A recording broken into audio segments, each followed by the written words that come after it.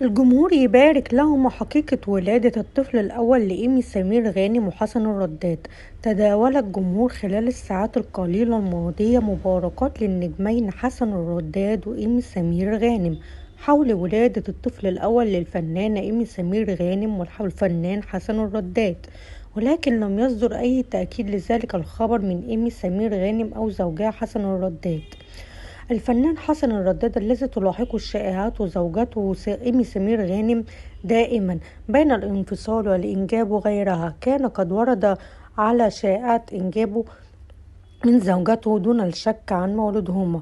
وقال الفنان حسن الرداد: من زمان متعود على الشائعات دي، مرة يقولوا اتخانقت أنا وإيمي، مرة يقولوا انفصلنا، والكلام ده مش صحيح. قالوا خلفنا بنت اسمها كنزي وولد اسمه سمير، كل ده كلام غلط.